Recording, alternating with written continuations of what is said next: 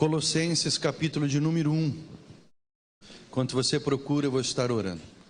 Meu Deus e meu Senhor, como é bom, Senhor, viver na Tua presença, sentir a Tua presença, meu Pai, e poder, Senhor, viver na Tua presença.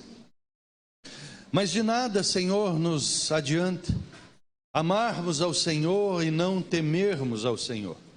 E nós sabemos que o temor, meu Deus, que é o princípio da sabedoria, nos vem através do conhecimento do Santo, do conhecimento de Ti, Senhor, do relacionamento para contigo. Eu quero pedir, ó Santo Espírito, que o Senhor derrame unção sobre a nossa vida. Unção, meu Deus, sobre a minha vida, para que eu possa explanar a Tua palavra e trazer os mistérios do Teu coração para a Tua Santa Igreja. E também derramar uma unção de entendimento, Pai, sobre o Teu povo, para que o Senhor trabalhe em cada um, de acordo com aquilo que cada um necessita, Pai. Seja conosco, em nome de Jesus. Amém e amém. Colossenses, no capítulo de número 1, eu vou ler aqui os versículos 1 a 23. Diz assim: Paulo, apóstolo de Cristo Jesus, por vontade de Deus, e o irmão Timóteo, escrevem aos santos e fiéis irmãos em Cristo que se encontram em Colossos: graça e paz a vós outros da parte de Deus nosso Pai. Damos sempre graças a Deus, Pai de nosso Senhor Jesus Cristo, quando oramos por vós, desde que ouvimos da vossa fé em Cristo Jesus e do amor que tendes para com todos os santos, por causa da esperança que vos está preservada nos céus, da qual antes ouvistes pela palavra da verdade do Evangelho, que chegou até vós, como também em todo o mundo está produzindo fruto e crescendo, tal acontece entre vós, desde o dia em que ouvistes e entendestes a graça de Deus na verdade. Segundo fostes instruídos por Epáfras, nosso amado conservo, e quanto a vós outros, fiel ministro de Cristo, o qual também nos relatou do vosso amor no Espírito. Por esta razão, também nós, desde o dia em que o ouvimos, não cessamos de orar por vós e de pedir que transbordeis de pleno conhecimento da sua vontade, em toda a sabedoria e entendimento espiritual, a fim de viverdes de modo digno do Senhor, para o seu inteiro agrado, frutificando em toda boa obra e crescendo no pleno conhecimento de Deus. Eu vou até repetir aqui o versículo 9 em diante. Por esta razão, também nós, desde o dia em que ouvimos, não cessamos de orar por vós e de pedir que transbordeis de pleno conhecimento da sua vontade e em toda sabedoria e entendimento espiritual, a fim de viverdes de modo digno do Senhor, para o seu inteiro agrado, frutificando em toda boa obra e crescendo no pleno conhecimento de Deus, sendo fortalecidos com todo o poder, segundo a força da sua glória, em toda a perseverança e longanimidade, com alegria, dando graças ao Pai, que vos fez merecedores à parte que vos cabe da herança dos santos na luz. Ele nos libertou do império das trevas e nos transportou para o reino do Filho do seu amor, no qual temos a redenção, a remissão dos pecados. Este é a imagem do Deus invisível, o primogênito de toda a criação, pois nele foram criadas todas as coisas, nos céus e sobre a terra, as visíveis e as invisíveis, sejam tronos, sejam soberanias, quer principados, quer potestades. Tudo foi criado por meio de Jesus e para Jesus. Ele é antes de todas as coisas. Nele tudo subsiste. Ele é a cabeça do corpo, da igreja. Ele é o princípio, o primogênito de entre os mortos, para em todas as coisas ter a primazia. Porque aprouve a Deus que nele residisse toda a plenitude, e que, havendo feito a paz pelo sangue da sua cruz, por meio dele, reconciliasse consigo mesmo todas as coisas, quer sobre a terra, quer nos céus.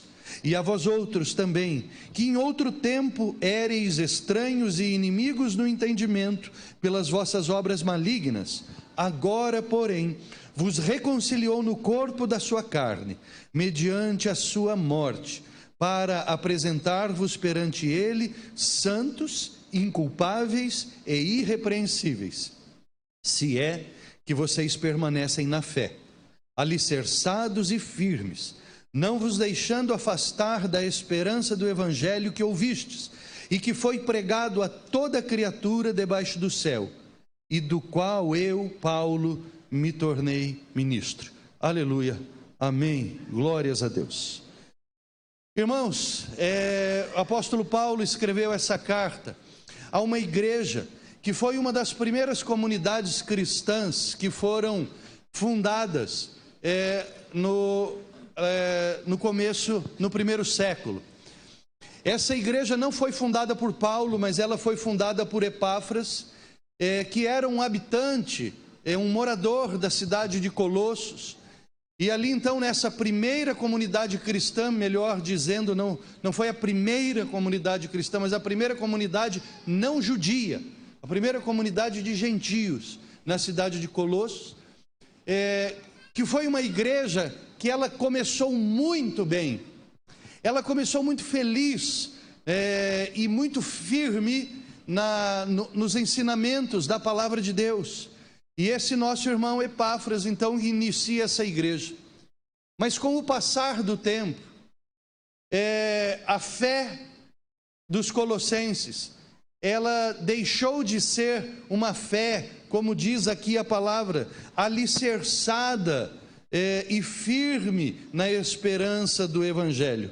Tanto que o apóstolo Paulo, no versículo 22, quando ele vai falando de Jesus Cristo e da reconciliação através da sua morte, que isso aconteceu para apresentar-nos a Deus de uma forma como santos, ou seja, pessoas que abandonaram o pecado, sem culpa e irrepreensíveis. Mas ele faz uma ressalva: se é que vocês permanecem na fé, alicerçados e firmes, não vos deixando afastar da esperança do evangelho, que ouvistes e que foi pregado a toda criatura debaixo do céu.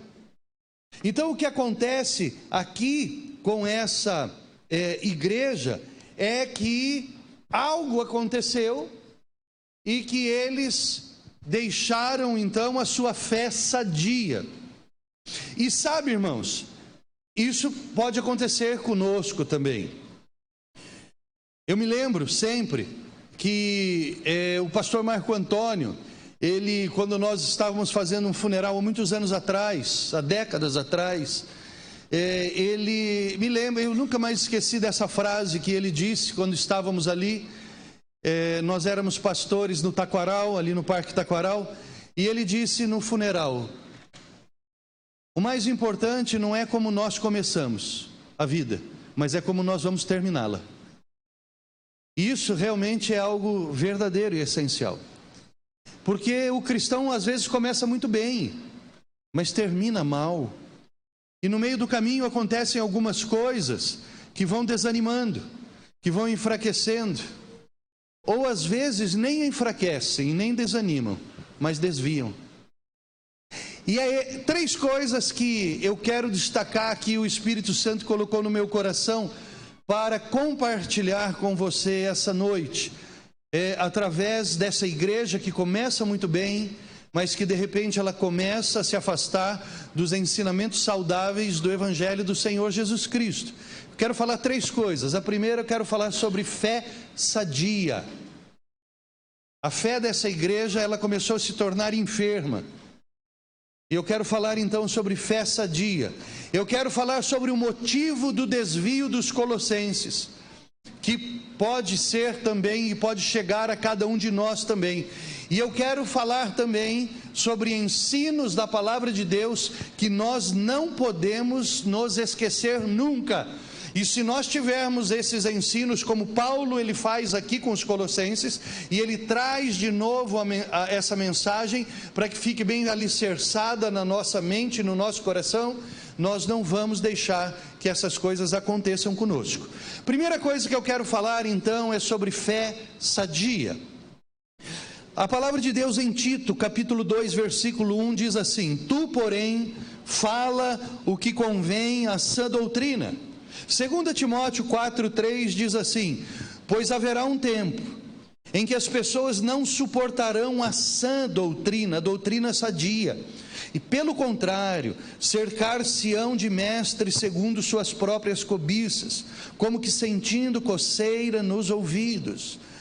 A palavra de Deus, ela fala aqui, há 2000 anos atrás, ela estava falando aqui, Paulo falando a Timóteo, de um tempo em que as pessoas não suportariam mais essa doutrina, e esse tempo é hoje. Esse tempo se cumpre hoje, né? Nos dias que nós vivemos.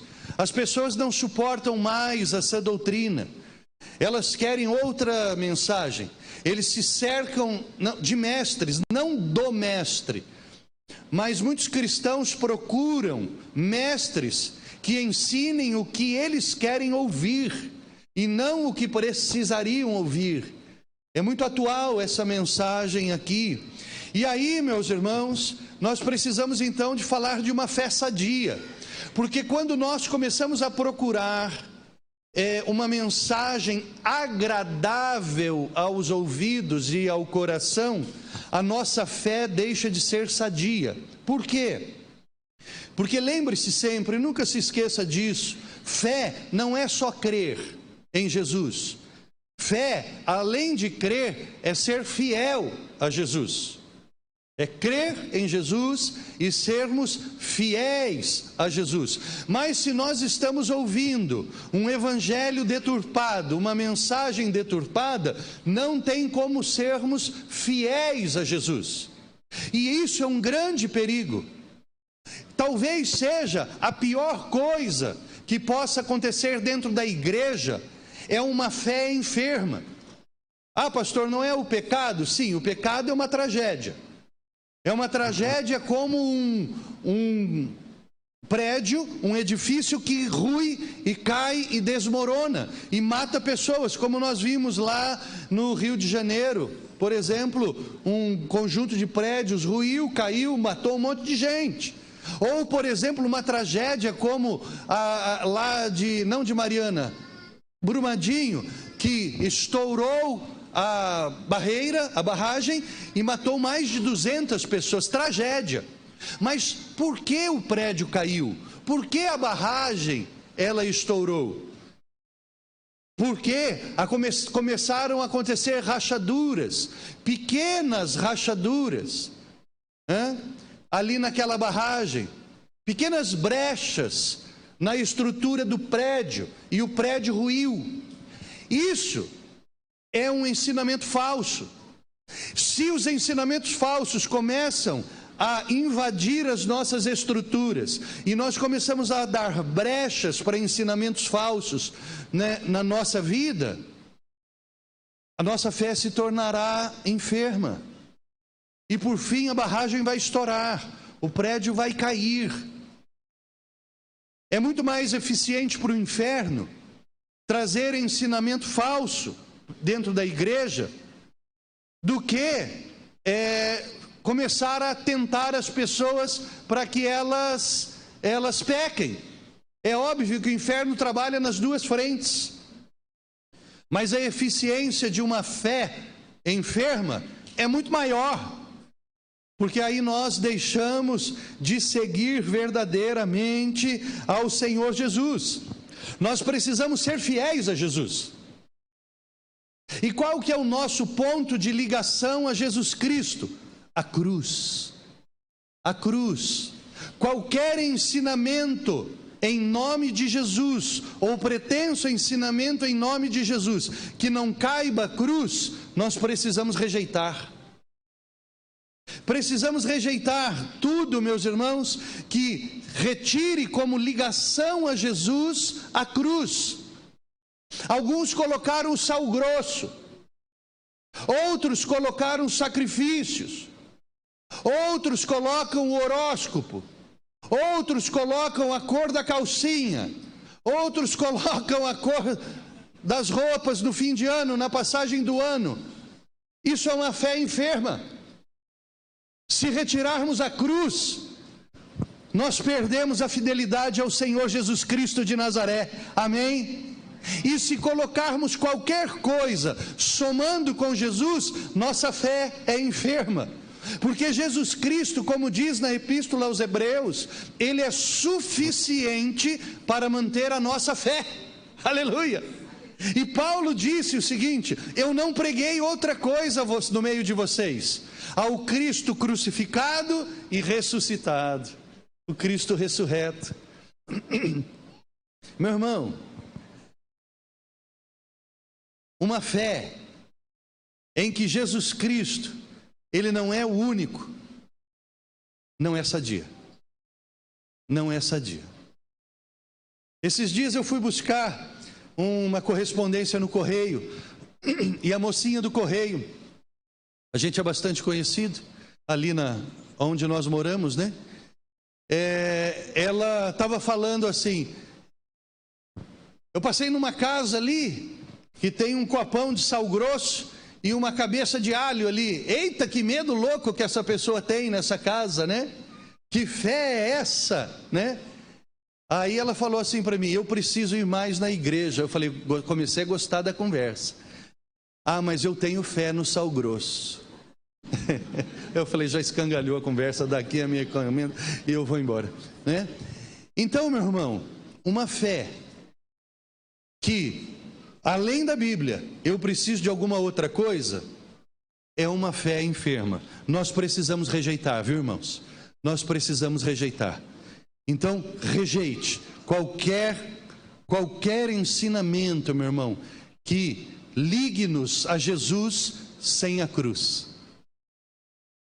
Porque o inferno, ele usa o nome de Jesus, mas ele não usa fidelidade a Jesus. Nós precisamos crer em Jesus e sermos fiéis a Jesus. Não existe fé sem fidelidade.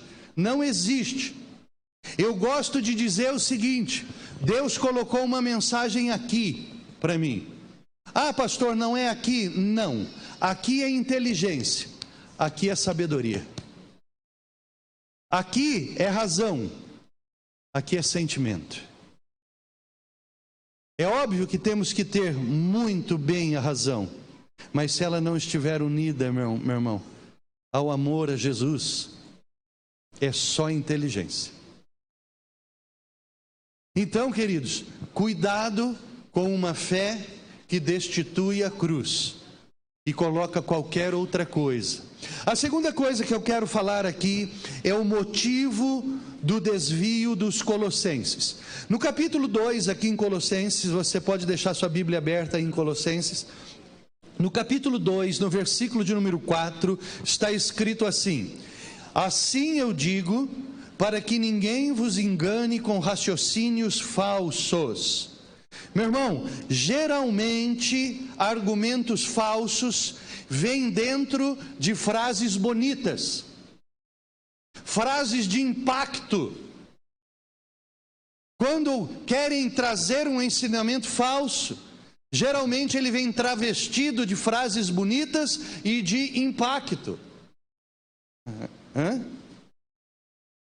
Exato, é isso mesmo, é tão profundo que cheira enxofre. A gente tem que tomar cuidado, irmãos. Nós temos que tomar muito cuidado com ensinamentos que nos enganam e que façam que nós estejamos pensando de maneira errada. Os falsos ensinamentos, eles são assim. Foi por isso que os colossenses começaram a desviar da fé. Eles começaram a ficar enebriados por frases de impacto, por frases fortes de impacto, sem se preocupar em interpretar à luz da Bíblia, à luz da palavra de Deus, se aquelas palavras de impacto são verdadeiramente, são genuínas, e se são verdadeiras com a fé cristã. Capítulo 2, versículo 8, na Nova Versão Transformadora, diz assim: não permitam que outros os escravizem com filosofias vazias e com invenções enganosas que são provenientes do raciocínio humano, com base em princípios que são espirituais, mas são princípios deste mundo e não são princípios em Cristo Jesus. Ou seja, ensinamentos que não têm ligação com a verdade bíblica. Eu quero dizer uma coisa para você: não é porque alguém cita a Bíblia que é conhecedor da Bíblia.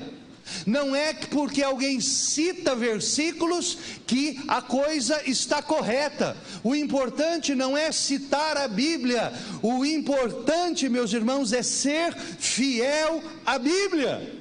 Amém? Porque os falsos mestres, eles usam a palavra de Deus, mas não no seu contexto, trazendo um raciocínio humano vazio, uma filosofia vazia. Assistindo a um programa de televisão, eu estava vendo nesse programa uma pessoa que vai a uma mesquita, e ele começa a falar com o imã, que é o chefe da mesquita, vamos dizer assim, é o pastor, e ele fala para o imã uma coisa assim: o meu trabalho, ele está indo contra a minha fé, ele fala, porque o meu trabalho, ele começou a entrar muita morte de pessoas. Aí o imã fala para ele: mas esse seu trabalho, ele acaba beneficiando alguém? Sim. Então prossiga. Que filosofia doida é essa?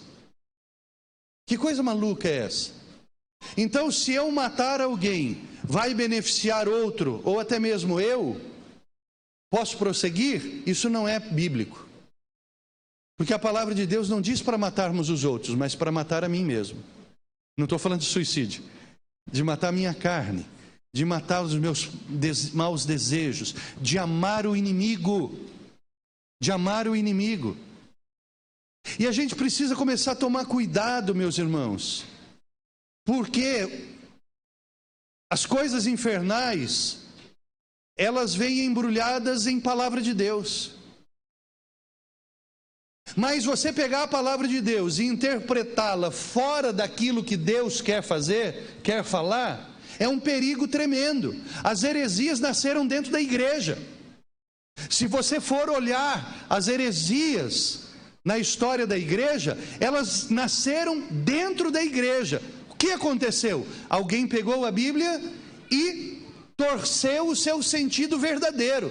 Então, aquela pessoa é fantástica porque ela cita a Bíblia. Não é porque cita a Bíblia que ela é verdadeira. Quando os bereanos, ouvindo o apóstolo Paulo pregar, o que eles faziam? Eles iam para as Sagradas Escrituras para ver se o que Paulo estava pregando era correto ou não com as Escrituras Sagradas. Nós precisamos, para ver se algo é falso, comparar com o verdadeiro. E aí então que é um grande perigo. Hoje de manhã eu preguei a bênção, a quarta bênção de Deus, quando nós nos convertemos. Sabe qual é a quarta bênção de Deus? O caráter cristão, que advém do quê? Tribulação. Eu preguei a bênção da tribulação nesta manhã, e que Deus mande tribulação para nós. Pastor, está rogando praga? Não, porque a tribulação, como diz lá em Romanos capítulo número 5, versículos 3 e 4, a tribulação produz perseverança, e a perseverança produz experiência, que é caráter aprovado, e a experiência produz esperança. Então louvado seja o nome do Senhor. Manda tribulação na minha vida, manda tribulação na tua vida. Para de pedir ouro, para de pedir prata, porque a Bíblia diz que se nós queremos ser fortes, nós precisamos ser forjados no fogo. Aleluia! Mas a teologia da prosperidade está dizendo que nós precisamos ser ricos. Mas Jesus de Cristo diz: bem-aventurados os pobres de espírito. Tome cuidado, irmão. Tome cuidado com palavras enganosas. Tome cuidado, meu irmão. Tome cuidado com pessoas que conhecem muito a Bíblia, mas não vivem a Bíblia. Porque o diabo conhece mais do que eu e você juntos a Bíblia, mas ele não vive a Bíblia.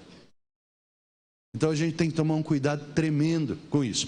E isso, o que aconteceu? Isso começou a solapar a fé dos colossenses. E aí a terceira coisa que eu queria falar é quando Paulo vem, então, trazendo à memória aquilo que dá esperança e aquilo que nós não podemos esquecer nunca. Alguns ensinamentos muito maravilhosos. E aí então abra o teu coração, meu irmão, para que esses ensinamentos possam chegar nas nossas vidas. Colossenses 1,13, Paulo diz assim: Ele nos resgatou do poder das trevas e nos trouxe para o reino do seu Filho amado, que comprou nossa liberdade e perdoou os nossos pecados. Meu irmão, quem nos comprou a liberdade e perdoou os nossos pecados foi Jesus Cristo. Aleluia! Então, nada mais correto do que Ele tome o primeiro lugar na nossa vida. Porque foi Jesus que nos libertou, foi Jesus que nos comprou. Então, Ele é o número 1 na nossa vida. Ele é o cara na nossa vida. Jesus, Ele tem que ser a nossa prioridade máxima na nossa vida. É Ele que manda e mais ninguém. É Jesus Cristo de Nazaré. Aleluia! Eu posso te dar um conselho, meu irmão, e ele pode te parecer maravilhoso, mas se Jesus Cristo falar outra coisa no teu coração, jogue meu conselho no lixo. Dê descarga, esqueça o que eu falei e fique com a palavra de Deus. Aleluia! Foi Jesus que te comprou, meu velho. Foi Jesus que me comprou. Ele está no lugar mais alto na minha vida e não tem mais ninguém que vai fazer sombra para Jesus Cristo. Amém, meu querido? Então, lembre-se disso. Mais ninguém pode tomar este lugar na tua vida. Colossenses 1, 16 a 17, diz assim: pois por meio dele todas as coisas foram criadas, tanto as coisas que existem no céu, como as coisas que existem na terra, e como todas as coisas que nós podemos ver, e as coisas que não podemos ver. As que não podemos ver, como tronos, reinos, governantes e autoridades do mundo invisível. Não é porque não podemos ver que não existem. Existem e foram criadas pelo Senhor Jesus. Tudo foi criado por meio dele e para ele. Ele existia antes de todas as coisas, e é Jesus que mantém tudo em harmonia. Isso está na Nova Versão Transformadora. Ou seja, meu irmão, nós tiramos 2 princípios maravilhosos aqui. Tudo pertence a Jesus, e não existe nada mais poderoso do que Ele. Porque tudo, quer seja nos céus ou na terra, visíveis ou invisíveis, foram criadas por Jesus.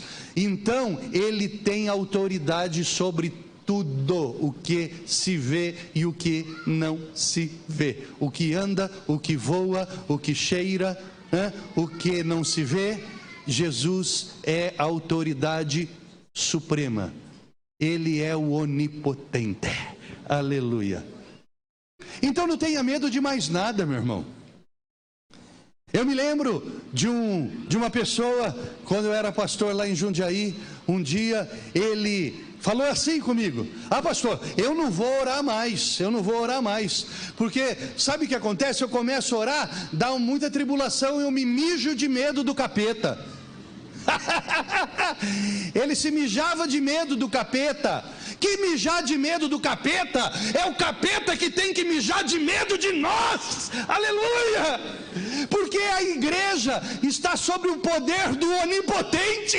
É Ele que tem todo o poder. E Ele disse assim, minha irmã Lana: toda autoridade e todo o poder eu dou a quem quiser. E Ele deu para você, Ele deu para a igreja. Aleluia! O capeta que enfie o rabo no meio das pernas e vá para o inferno, que é o lugar dele. Amém, meu irmão? Mas nós estamos debaixo da sombra do Onipotente, e nós não tememos ninguém a não ser Ele, o grande, o Rei, o El Shaddai, o Todo-Poderoso. Aleluia! Então para com esse negócio de medo, porque Jesus é conosco. Se Ele é por nós, quem será contra nós? Mije-se de medo, inferno, porque a igreja é o reino do Senhor. E a palavra de Deus diz assim, que as portas do inferno não prevalecerão contra a igreja. Você é a igreja? Eu e você somos. Então a porta do inferno não prevalecerá sobre a tua vida, porque quem nos comprou foi Jesus Cristo de Nazaré. Louvado seja o nome do Senhor Jesus. A palavra de Deus diz que Ele nos deu espírito de ousadia e não espírito de covardia. Ele é o Todo-Poderoso. E ponto final. E ponto final.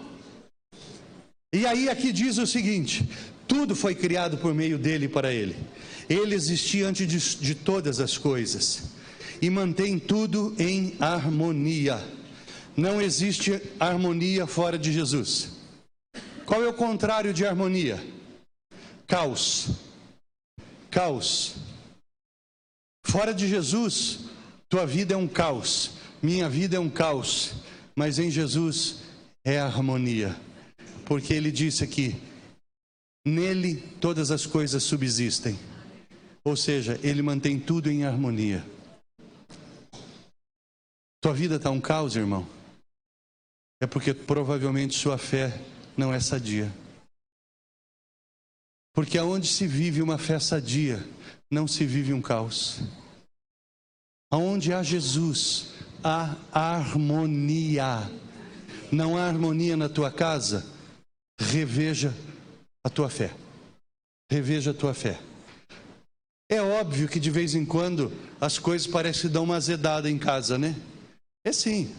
Tem umas situações que dá uma azedada, né? O negócio sai do esquadro, assim, né? Mas aí o que você faz? Você chama Jesus, você ora, você conversa com a esposa, conversa com o filho, conversa com a filha, né? Pede perdão, se assim é necessário. Se enquadra no Evangelho, na fé sadia, e o que acontece? O céu é restabelecido na tua casa, porque aonde há Jesus Cristo de Nazaré, obrigatoriamente há harmonia. Louvado seja o nome do Senhor Jesus. Se você pegar a Odisseia grega que vai querer ir contra a criação, ele começa dizendo assim: e Zeus criou, eu não lembro o panteão grego na ordem, tá? Eu vou errar a ordem. Zeus criou Apolo, que criou não sei quem, que criou Afrodite, que criou não sei quem, que criou não sei quem, e que por final criou o caos. Está lá na Odisseia, na Ilíada grega. Não, isso não nos serve, isso é filosofia. Nós vivemos pela fé, nós vivemos pela harmonia e não pelo caos. Não pelo caos. Qual é o termômetro, meu querido?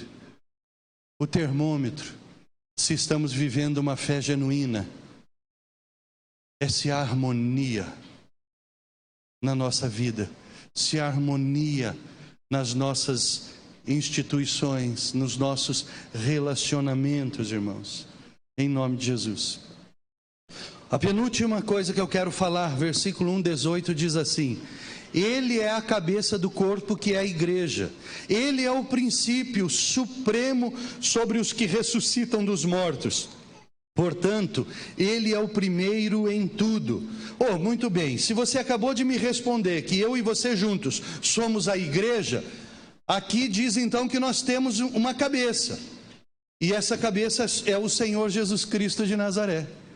Só que você já viu alguém, fora a mula sem cabeça, que vive no imaginário humano das lendas brasileiras, né?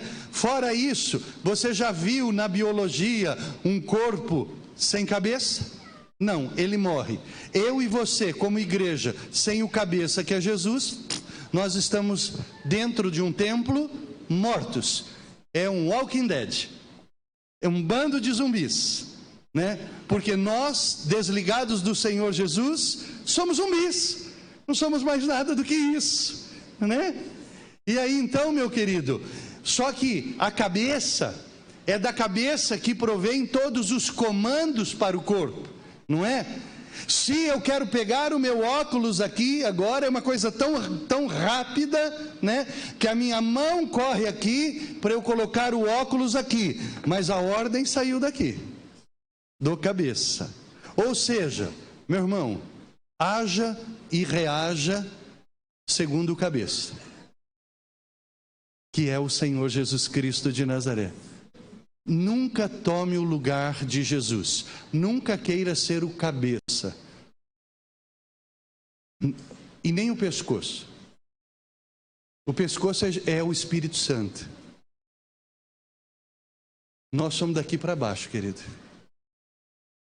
Mas só faça o que Jesus mandar, só faça o que Jesus mandar. E Paulo está falando aqui aos Colossenses. Eu até sei que pode ser que pareça que eu estou chovendo no molhado, mas nós não podemos nos esquecer disso. Nós precisamos ser lembrados para que nós não tomemos o lugar de Jesus na nossa vida. Jesus, ele é o primeiro em tudo, o resto vem depois dele. O resto vem depois de Jesus. Lembra do Cabo Daciolo? Glória a Deus. Lembra? Pastor Ricardo me passou um vídeo do Cabo Daciolo. Glória a Deus, meu irmão, obrigado. Rapaz, que pregação daquele homem. Que pregação bonita. E ele disse assim o seguinte: olha, no reino de Deus, sai Macedo da frente que Jesus vai passar. Sai Valdemiro Santiago da frente que Jesus vai passar. Sai Cabo Daciolo da frente que Jesus vai passar. Sai da frente que Jesus vai passar. Ele é o primeiro, meu irmão. É Ele o primeiro nas nossas vidas. Ele tem a proeminência. O resto vem depois dele. O resto vai vir depois dele. Diz a palavra de Deus que Ele nos conduz em triunfo. Triunfo era quando depois da guerra, o coronel, o general, ele vinha à frente das tropas, e as tropas alinhadas, bonitas, com os coturnos lustrosos, todos os botões da farda, tudo alinhado, o general à frente, o pelotão perfilado atrás, e atrás vinham os prisioneiros de guerra acorrentados, nus, atrás, em vergonha. Mas quem vem à frente? Quem vinha à frente é o general. O nosso general é Cristo. Nós cantamos, o nosso general é Cristo. E nós precisamos vir em ordem unida, bonitos, vitoriosos, peito estufado, olhando para os céus. Aleluia! Porque nós vencemos, mas Ele vem primeiro e nós vamos vir depois. Em nome do Senhor Jesus Cristo de Nazaré. Ele é tudo em todos. E por fim, meu irmão, Colossenses 1, 20 a 23 diz assim: por meio do sangue do Filho na cruz, o Pai fez as pazes com todas as coisas, tanto no céu como na terra. Ele criou todas as coisas. Ele criou todas as coisas nos céus e na terra. E entenda uma coisa: quando Jesus Cristo morreu naquela cruz, Ele fez as pazes. Olha que palavra profunda e maravilhosa. Ele fez as pazes com todas as coisas. Quer dizer que o pecado, ele destruiu o universo. O pecado destruiu as coisas na terra e no céu. E aqui diz que quando Jesus Cristo morre, Ele fez as pazes com todas as coisas, tanto as dos céus quanto as da terra. Meu Deus, como o sacrifício do Senhor Jesus é poderoso! Nós gostamos de falar que Jesus morreu por mim, e aleluia, Ele morreu por mim e por você, Carlinhos. Aleluia, mas Ele deu jeito em todas as coisas, até no universo, aleluia. Ai, meu Pai, a morte de Jesus, ela impactou Marte, ela impactou Plutão, ela impactou Mercúrio, ela impactou as vias lácteas que nós não conhecemos, ela impactou a eternidade e a infinitude. Não sou só eu, mas é você e tudo que existe nos céus e na terra. E nós temos que parar de achar que nós somos o centro do universo. O centro do universo se chama Jesus Cristo de Nazaré, aleluia. E aqui continua dizendo: mas isso inclui vocês. Sim, tudo dos céus e da terra, mas inclui vocês também, que estavam longe de Deus, eram seus inimigos, dele separados por maus pensamentos e más ações. Mas agora Jesus os reconciliou consigo, Deus os reconciliou consigo por meio da morte do seu Filho no seu corpo físico, e como resultado vocês podem se apresentar diante dele santos, sem culpa e livres de qualquer acusação. É preciso, porém, que vocês continuem a crer nesta verdade e em Jesus permaneçam firmes. É o que está aqui em Colossenses 1, 20 a 23. A última coisa que eu quero falar para você: fique firme em Jesus Cristo. Firme-se em Jesus Cristo de Nazaré. Pastor Diego começou lendo aqui, no início desse culto, Atos, capítulo de número 3, uma passagem maravilhosa, que aconteceu no portão, na porta formosa do templo de Jerusalém. Era um lugar lindo, tanto que se chamava Porta Formosa. O que tinha naquela porta? Um paralítico. Um paralítico mendigando, pedindo esmolas. Olha que coisa, olha que contrassenso. Esse moço não podia entrar no templo. Era proibido que pessoas com defeitos entrassem no templo. Para pensar a frustração desse homem. E para pensar uma outra coisa, irmãos, que é a injustiça. A injustiça. É como se hoje nós falássemos assim: usa cadeira de rodas, fica lá fora. Usa muletas, fica lá fora. É caolho, fica lá fora. Maneta, fica lá fora. Você não pode entrar. Aqui não pode entrar gente com defeito. O homem era paralítico, mas ele amava Deus. E não tinha outra coisa a fazer a não ser pedir esmolas. Era o trabalho dele. Agora eu pergunto uma coisa para você: o cara morava ali? Não. Tinha alguém que escravizava esse homem. De manhã pegava ele, jogava ele naquela porta, de tardezinha ia lá, pegava, jogava ele em cima de uma cama. Amanhã de novo você vai pegar esmola para a gente comer. Ou então colocavam ele lá e iam entrar no templo para adorar a Deus, porque ele era judeu. A história vai mostrar que ele era judeu. Aí um dia Pedro e João vêm chegando, e aquele homem estende as mãos, porque as pernas não funcionam, da cintura para baixo não funciona. E ele, acostumado, estende as mãos e pede uma esmola. Só que naquela época não tinha teologia de prosperidade. O povo de Deus era duro. Não tinha nada, Flávia. Aí ele chega e pede. Eles olham, miram o cara, olham. E eles dizem assim: Rapaz, nós não temos um centavo no bolso, nós não temos nem ouro nem prata, mas o que eu tenho da minha riqueza, eu vou te dar. Em nome de Jesus, levanta e anda. Diz a palavra que imediatamente os seus pés, eu fico pensando nos ossos, deve ter feito uma barulheira, Ricardão, o cara nunca andou. A gente que anda, eu ando à noite, eu não posso nem levantar para fazer xixi, sem acordar os outros, é cleque, cleque, cleque, cleque, cleque, cleque, não é? Não tem mais lubrificação, o cara nunca andou, de repente o esqueletão dele, ele põe em pé, faz aquele barulhão, o barulhão da glória, aleluia. O que o cara fez? Foi lá dentro do templo para adorar o Rei dos Reis e o Senhor do Senhor, porque agora eu posso, em Jesus eu sou aceito, porque eles compartilharam da sua fé. Em nome de Jesus, levanta e anda. E aquele homem diz que ele entrou pulando, saltitando para adorar a Deus. Sabe o nome desse Deus? Jesus Cristo de Nazaré, o que coloca tudo em harmonia, o que acaba com o medo, o que acaba com os preconceitos, o que pode mudar a minha e a tua vida.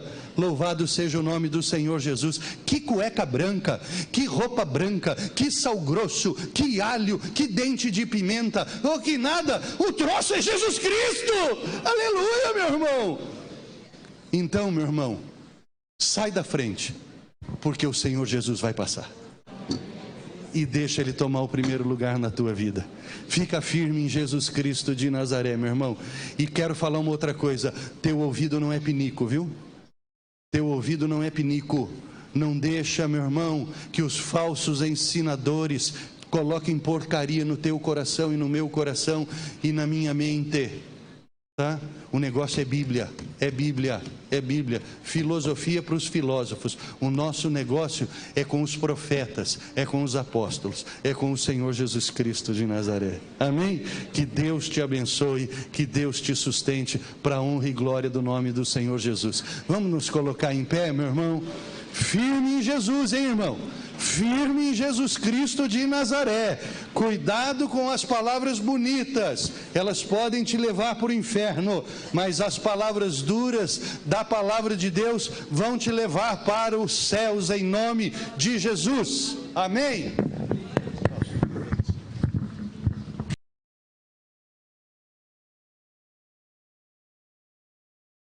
Nós vamos terminar esse culto e ela fala: eu me rendo a ti, Jesus. Meu irmão, minha irmã, essa é uma noite que talvez você tenha que se render a Jesus Cristo. Talvez você já tenha entregue a sua vida a Jesus, mas falta se render a Jesus. O que significa isso? Eu vou me anular, eu vou me aniquilar, eu vou me negar a mim mesmo, e eu vou deixar que Jesus tome conta da minha vida, em todas as coisas e nos mínimos detalhes.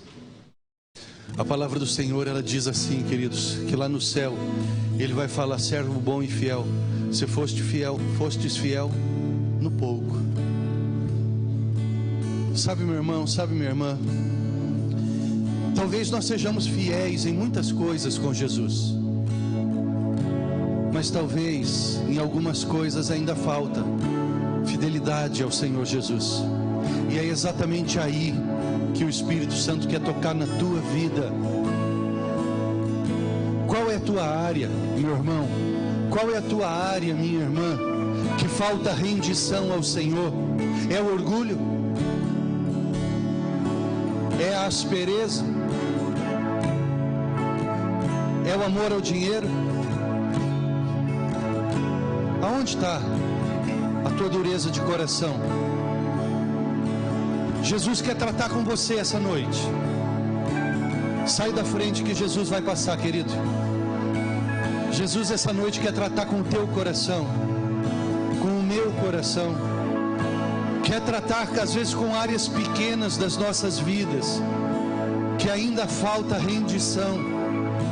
E enquanto nós cantamos, Eu peço que o Espírito Santo trabalhe na tua vida e no teu coração, para que essa noite você possa entender aonde você precisa se render ao Senhor Jesus Cristo de Nazaré.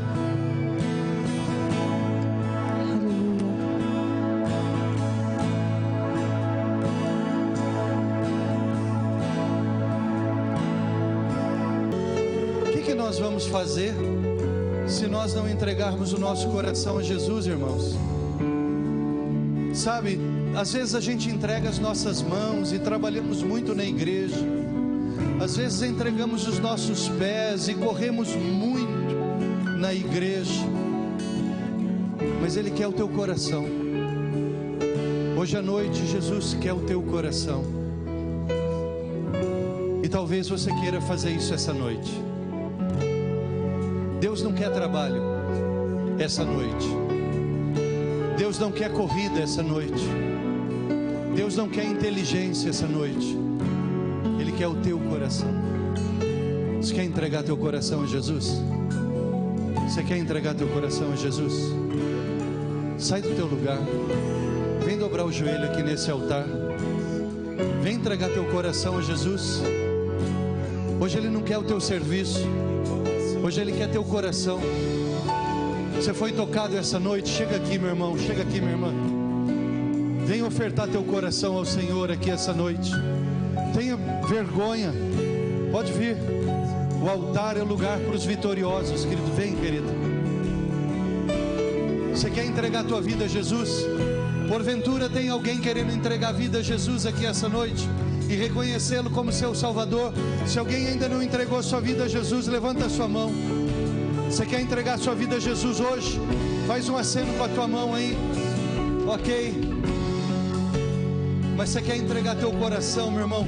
Você já entregou tua vida a Jesus? Deus te abençoe. Ela foi tocada em nome de Jesus. Pode dar uma linda salva de palmas, porque tem uma menina que está como um troféu assim, ó. Louvado seja o nome do Senhor. Oh, meu Deus, aleluia. Você quer entregar teu coração para Jesus? Vem, querido. Pode vir. Teu peito está queimando. Pode vir. Jesus está te esperando.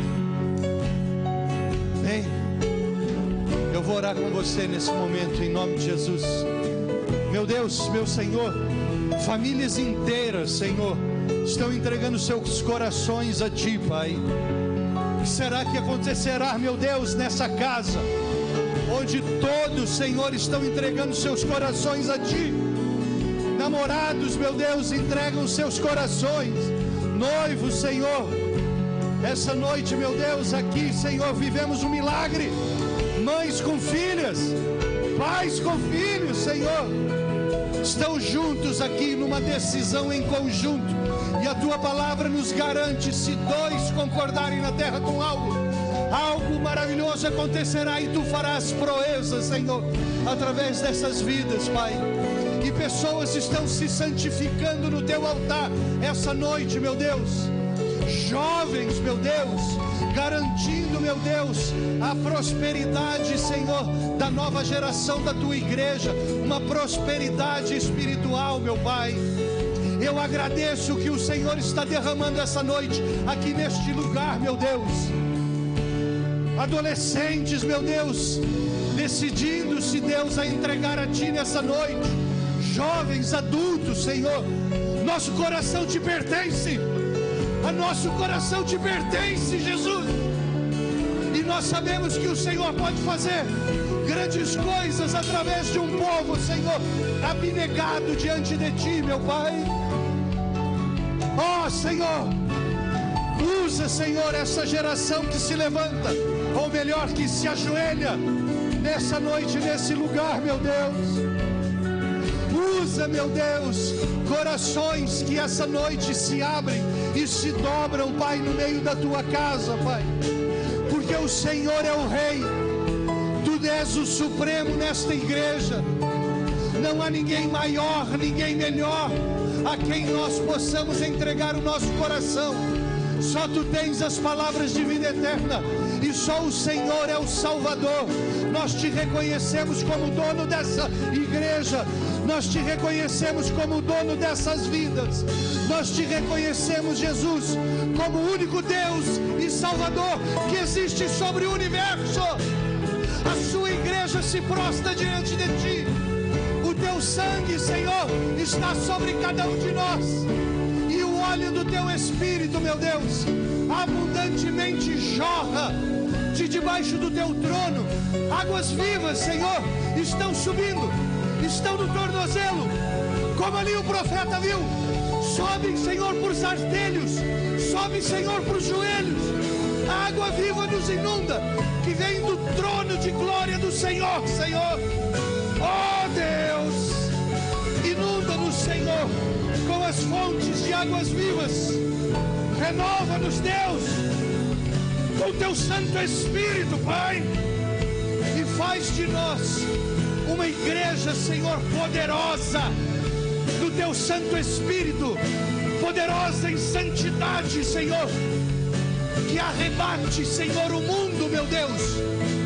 Abre lábios essa noite, para que jovens profetizem. Abre lábios, Senhor, essa noite, para que os velhos sonhem. Dá dons à tua igreja, ó Espírito de Deus, ó Espírito de Deus. Faz algo no nosso meio, Senhor, que marque a cidade de Campinas, que marque a cidade de Campinas com a glória do Rei Senhor Jesus Cristo de Nazaré. Louvado e engrandecido seja o teu nome, Senhor. Derrama o teu Espírito, Deus. Aleluia. Estarei com mãos levantadas pra ti, louvar, pois tu deste tudo a mim.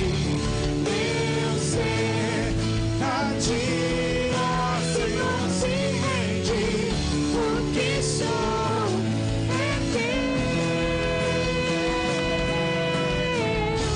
Estarei com mãos levantadas pra ti, louvar, pois tu deste tudo a mim. Meu ser a ti, ó Senhor, se rende, porque sou teu. Estarei com mãos levantadas pra ti.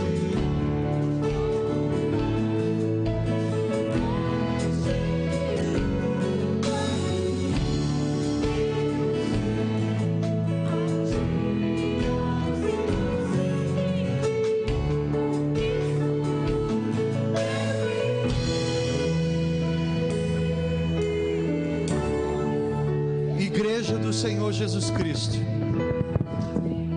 eu quero falar uma coisa do trono de Deus para você.